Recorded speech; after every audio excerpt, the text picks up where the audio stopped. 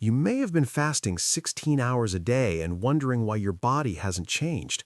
Or maybe you've heard that OMAD, fasting 23 hours and eating just one meal, is the ultimate shortcut to rapid fat loss and longevity. The truth is, your body does not respond to these two methods in the same way, and choosing the wrong one can mean wasted effort, stalled progress, or even hidden metabolic stress. This video breaks down what actually happens inside your body when you fast 16 hours versus 23 hours. We'll look at insulin, fat burning, ketones, brain performance, and why hunger can sometimes make your mind sharper, not weaker. This isn't just information, it's a biological map to help you choose the fasting method that truly fits your body and your life. The real switch behind fat loss. Your body doesn't burn fat simply because you eat fewer calories. Fat loss only happens when biological conditions allow it, and the most important factor is insulin. Insulin isn't bad, it's simply the signal that tells your body food has arrived and energy should be stored. Every time you eat, especially carbohydrates or sugar, blood glucose rises and insulin is released.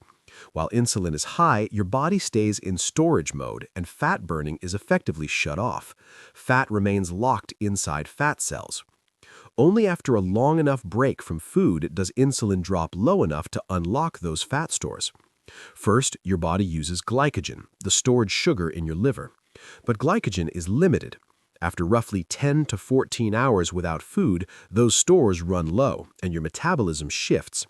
This is the moment your body switches from burning sugar to burning fat. Fat cells release fatty acids, which the liver converts into ketones, a clean, efficient fuel for both the body and the brain. Why fasting sharpens the brain? Ketones don't just fuel your brain, they optimize it.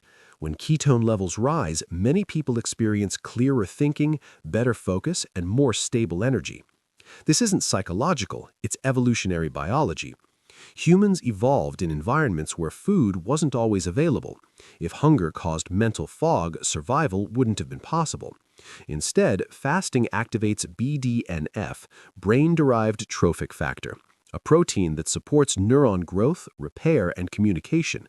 In short, fasting doesn't weaken the brain. When done correctly, it strengthens it. But here's the key point. This switch only happens if the fast is long enough, and that's where 16/8 and OMAD begin to diverge. 16/8, consistent, sustainable fat burning. With a 16/8 fasting schedule, most people enter fat-burning mode for around 2 to 6 hours per day.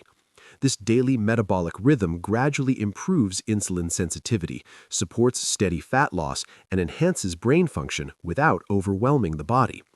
Another major benefit is muscle preservation. Fasting increases growth hormone levels, which helps protect lean mass while encouraging fat use. That's why many athletes and gym goers use 16/8 to cut fat without sacrificing muscle. Perhaps the biggest advantage is real-life compatibility. You can still eat 2 or 3 meals within an 8-hour window, align eating with your circadian rhythm, and avoid late-night snacking. Many people also report better sleep within the first week, as digestion no longer interferes with nighttime recovery. That said, 16/8 isn't magic. If meals are high in sugar or ultra-processed foods, insulin may never drop low enough to fully activate fat burning. Food quality still matters. OMAD, powerful but demanding. OMAD pushes the body into a much deeper fasting state. After 23 hours without food, glycogen is fully depleted and fat burning becomes dominant. Ketone levels rise significantly, which can feel energizing and mentally sharp once the brain adapts. However, the challenge comes when you break the fast. Consuming an entire day's calories, protein, and micronutrients in one meal creates a massive insulin spike. This extreme swing from deep fasting to deep feeding can stress the system, disrupt digestion, and in some people raise morning blood glucose levels. OMAD also makes it difficult to meet nutrient needs consistently and often conflicts with social and family life. It's not surprising that many people quit OMAD within weeks. This doesn't mean OMAD is bad, it simply means it's not a beginner tool. For experienced fasters, under medical supervision, OMAD can be used short-term to break plateaus or activate deeper cellular repair, but it is not a lifestyle for everyone. Which one should you choose? The human body is highly individual. If you're new to fasting or transitioning from frequent meals, 16/8 is safer, more adaptable, and easier to sustain. It allows gradual metabolic adaptation without overwhelming digestion, hormones, or mood. OMAD should only be considered after months of successful intermittent fasting, and only if your lifestyle, health status, and nutrient intake can support it. The biggest myth around fasting is that longer is always better. In reality, consistency beats extremes. Real metabolic health comes from choosing a method you can maintain without burnout.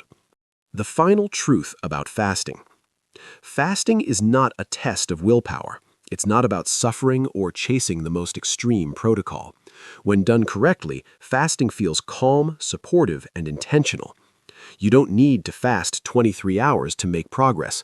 Small changes, cutting late-night snacks, delaying breakfast slightly, learning to distinguish real hunger from emotional eating already shift insulin and improve metabolic health.